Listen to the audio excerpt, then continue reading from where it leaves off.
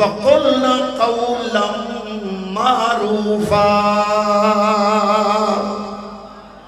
اے نبی کی ازواج، ویسے یہ باتیں رب العالمین الرٹ کرنے کے لیے کر رہا ہے، تم بڑی نیکی والی ہو اور نیکی قبول کرنے والی ہو۔ اب اگلی آیت سنیں، فرمایا وَقَرْنَا، اب یہ وہ آیت ہے جس کا حصہ ہے انما یرید اللہ۔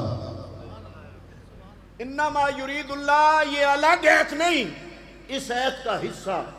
اب آیت شروع ہو رہی، وَقَرْنَا، اگر مردوں کو حکم ہوتا مذکر صیغہ تو وَقَرْنَا نہیں ہونا تھا، جمع مؤنث نہیں ہونا تھا۔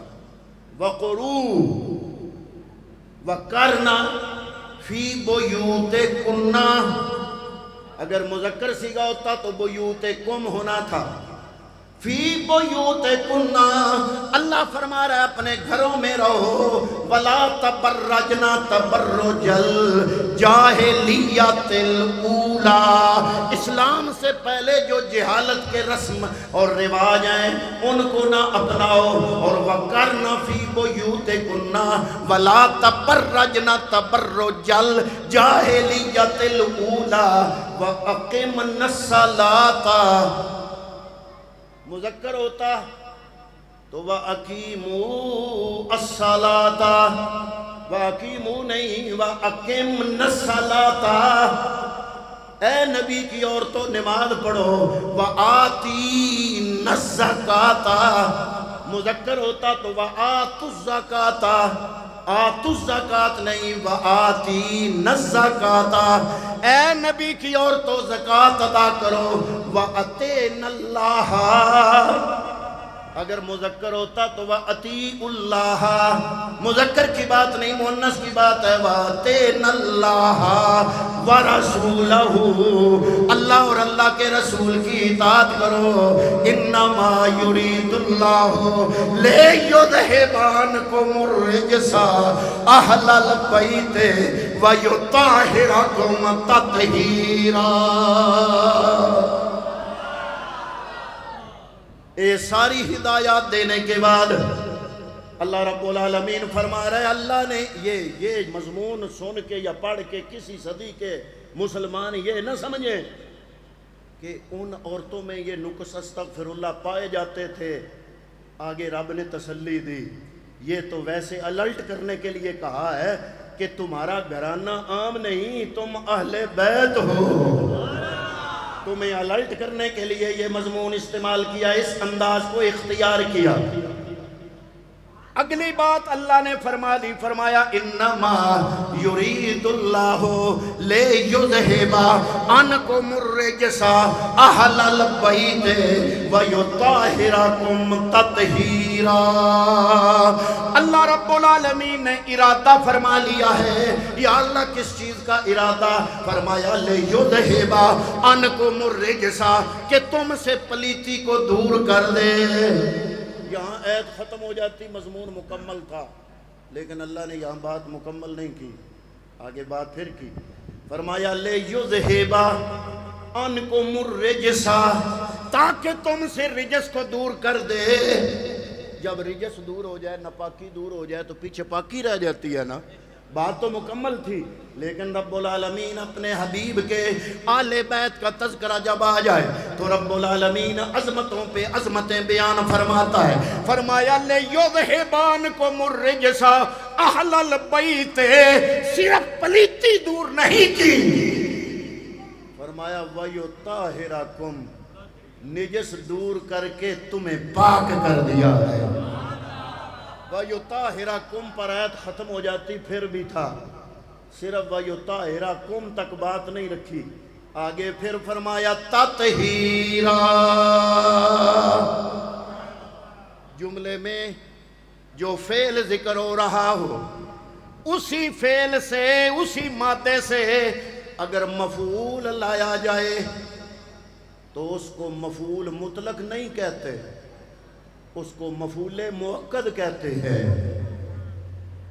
طہارت تھی توئے ہارا، طہارا، تطہیرا، اسی سے مفعول لایا، وہ صرف مفعول نہیں بنا، مفعول موقت بنا۔ فرمایا صرف نجس دور نہیں کیا، نجس دور کر کے وَيُطَهِّرَكُمْ پاک کر دیا، صرف پاک ہی نہیں کیا، آگے فرمایا تطہیرا، ایسے پاک کیا ہے جیسے پاک کرنے کا حق ہوتا ہے۔ میں نے اب تک 3 باتیں آپ کے سامنے کی۔ پہلی بات، نبی کی اہل بیت پر کسی کی اجارہ داری، نبی کی اہل بیت کی محبت اسلام ہے، ایمان ہے، اس پہ اگر اجارہ داری ہے تو اسلام کی ہے۔ کسی فرقے اور گروہ کی ضد کی وجہ سے ہم اہل بیت سے ضد رکھ سکتے ہیں؟ ہمیں چاہیے کہ اگر کوئی ان کی محبت کو اغوا کرنے کی کوشش کرے تو ہم اس کا ساتھ نہ دیں، بلکہ ہم ان کو اپنائیں، ان کی گود میں نہ ڈالیں، یہ ہمارے ہیں، اور ان سے محبت کرنا ہمارے اسلاف کا وتیرہ رہا ہے۔ تیسری بات جو میں نے آپ کے سامنے کی کہ نبی کی اہل بیت کون ہیں؟ اللہ نے پورے رکوع میں کن کا ذکر کیا؟ نبی کی، بولو بولو سارے،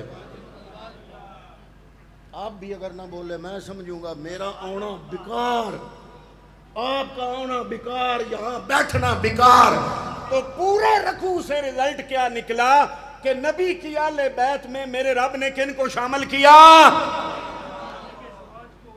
کوئی نہیں بولنا،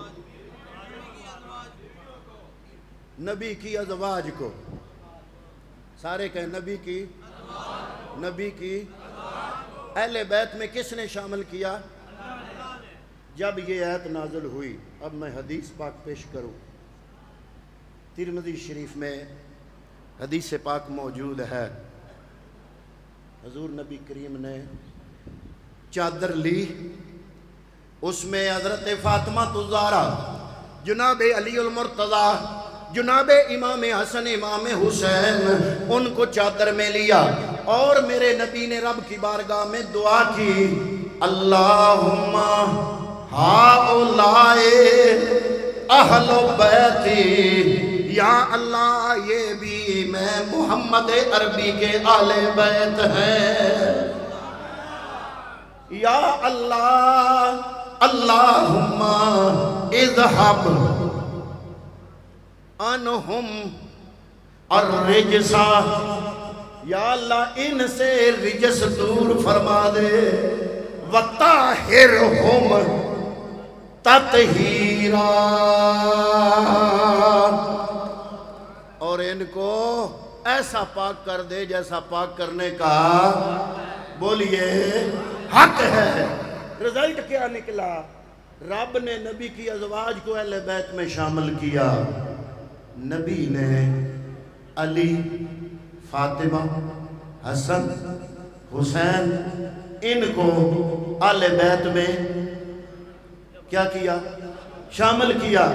ہم سنی صرف اتنا کرتے ہیں کہ جن کو رب نے اہل بیت کہا قرآن میں، سنی نے ان کو بھی اہل بیت مانا، اور جن کو میرے نبی نے اہل بیت کہا سنی نے ان کو بھی اہل بیت مانا۔ لیکن اگلی بات، جو چیز عام ہو جائے نا وہ پھر اپنے نشان چھوڑتی ہے، بعض اوقات اتنی شروع میں مضر نظر نہیں آتی، بعد میں اپنے ضرر چھوڑتی ہے۔ اب وہ ضرر آنا شروع ہو گیا عوام میں، کیا کہتے ہیں جی 5 تن پاک، میرا مطلب کسی کی دل آزاری نہیں، مطلب صرف مسئلہ سمجھانا ہے جو فیس بک پہ، سوشل میڈیا پہ، نیٹ پہ بڑا چھایا ہوا ہے، صرف سمجھانا مقصد ہے۔ کہا جاتا ہے 5 تن، میں نے کہا ہم تو مانتے ہیں ان 5 کو بھی پاک مانتے ہیں، لیکن تمہارا دوسرا نعرہ تمہارے اس نعرے کی تردید کرتا ہے۔ کہتے ہیں 5 پاک 14 معصوم، 14 جو معصوم ہو وہ پاک نہیں ہوتا.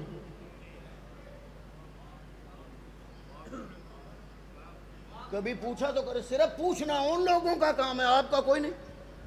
آپ تو کہتے ہیں جی مولوی جانے تو دین جانے, اور وہ چڑھائی کرتے ہیں آپ پہ.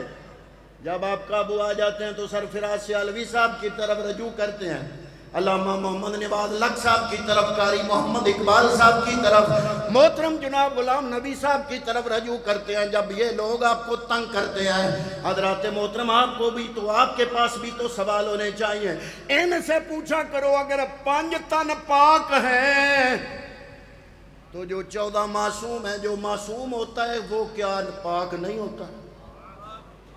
چیز ہے کہ معصوم ہونے کا ہمارا جو سٹیٹس ہے وہ اور ہے ہمارے نزدیک. تمہارے نزدیک اس کا حکم اور ہے, لیکن آپ مانتے تو ہو نا 14 معصوم. تو جس کو معصوم مانا جائے وہ پاک نہیں ہوتا. گناہوں سے جو پاک ہو, معصوم ہو, وہی پاک ہوتا ہے نا. لوگوں کو پتہ ہی کوئی نہیں. حقیقت یہ ہے کہ مصطفیٰ کریم کی ذات اقدس کو اگر دیکھو نا تو آپ کے اہل بیت کی 3 قسمیں ہیں. کتنی؟ ایک ہے آپ کے نسب والا گھرانہ, اس میں سارے بنو ہاشم, بنو عبد المطلب کے تمام وہ افراد جنہوں نے کلمہ پڑھ کے حضور کی غلامی کا پٹا ڈالا, وہ سارے کے سارے نسب کے گھرانے میں اہل بیت ہیں. حضور کے اہل بیت 3 قسم کے, ایک ہے نسب والا گھرانہ, ایک ہے سکونت والا گھرانہ. جہاں حضور سکونت پذیر ہے اس کے لیے قرآن کا حکم ہے, الطیبات للطیبین والطیبون للطیبات. اللہ کے قرآن نے اصول بیان کر دیا, پاک مرد پاک عورتوں کے لیے. یہ اصول میرا نہیں, دکھی شریف والوں کا نہیں, بیرا شریف والوں کا نہیں, دنیا کی کسی محدث کا نہیں, رب کے قرآن کا ہے. الطیبات للطیبین والطیبون للطیبات, سورہ نور آیت نمبر 26. فرمایا پاک مرد پاک عورتوں کے لیے, پاک عورتیں پاک مردوں کے لیے. نبی پاک ہیں کہ نہیں؟ بولو. جب نبی پاک ہیں تو الطیبون للطیب, قرآن کا حکم کہہ رہا ہے کہ ازواج بھی. یار اب بھی نہ بولو. جب نبی پاک تو نبی کا پاک ہونے سے قرآن کی یہ آیت بتا رہی ہے کہ نبی کی ازواج بھی. یہ ہے سکونت والا گھرانہ. اور دوسری آیت ابھی میں نے پڑھی ہے, یا نساء نبی لستن کا خدم من النساء. تیسرا ہے نبوت والا گھرانہ, یعنی جو بھی کلمہ پڑھے گا وہ حضور کے گھرانے میں داخل ہو جائے گا. چاہے گوجرے کا مسلمان ہے, رکن کا مسلمان ہے, افریقہ کا مسلمان ہے, امریکہ کا مسلمان ہے, 1 صدی کا, 2 کا, 4 کا, 5 کا, 6 کا, جو پڑھتا ہے کلمہ لا الہ. یہ میں اپنے پاس سے نہیں, حضرت نوح علیہ السلام کی دعا ہے قرآن میں. حضرت نوح علیہ السلام کی دعا, آپ نے دعا فرمائی, عرض کیا رب کی بارگاہ میں, رب اغفر لی ولوالدی ولمن دخل بیت یا مؤمنا. یا اللہ میری بھی بخشش فرما, میرے والدین کی بھی بخشش فرما, اور جو بندہ میرا کلمہ پڑھ کے میرے گھر میں داخل ہو جائے اس کی بھی بخشش فرما. اللہ نے قرآن مجید میں فرمایا, سورہ توبہ آیت نمبر 103, فرمایا اے حبیب خذ من اموالہم صدقۃ تطہرہم. ٹائم بھی ہونے والا ہے اور میں آپ کے ٹائم کی خلاف ورزی نہیں کرنا چاہتا. آخری جملہ سن لو, میں اسے آگے نہیں جانا چاہتا. ویسے مضمون تھوڑا سا آگے تھا لیکن نہیں, وہ رہنے دیں, وہ پھر کبھی صحیح. آپ نے یہ جو روٹین بنائی ہے نا, یہ ٹوٹنی نہیں چاہیے. 10:30 بجے دعا, تاکہ اگلے پروگرام میں سب کو پتا ہو کہ 10:30 بجے دعا ہر حال میں ہو جائے گی. ہمارے سنیوں کے پروگرام بے رونق ہوتے جا رہے ہیں. وجہ صرف یہ ہے کہ ہم ساری رات ان کو بٹھائے رکھتے ہیں. حضرات محترم, خذ من اموالہم صدقۃ تطہرہم وتزکیہم۔ اللہ نے نبی کو فرمایا اپنے صحابہ سے مال لو،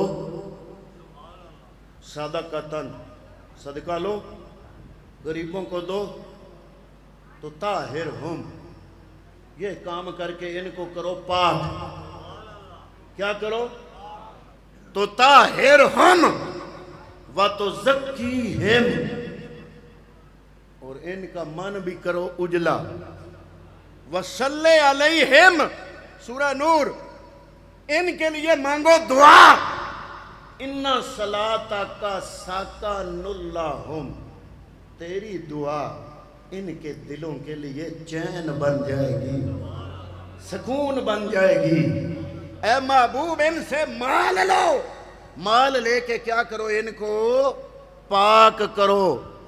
سورہ جمعہ کی آیت نمبر 2 میں فرمایا یتلو علیہم آیاتہ، قرآن کی آیتیں پڑھو ان پہ، وَيُزَكِّيهِمْ، ان کو صاف کرو، وَيُعَلِّمُهُمُ الْكِتَابَ وَالْحِکْمَةَ، اور اسے ان کو کتاب و حکمت کی تعلیم دو، یہ پاک ہیں، پاک۔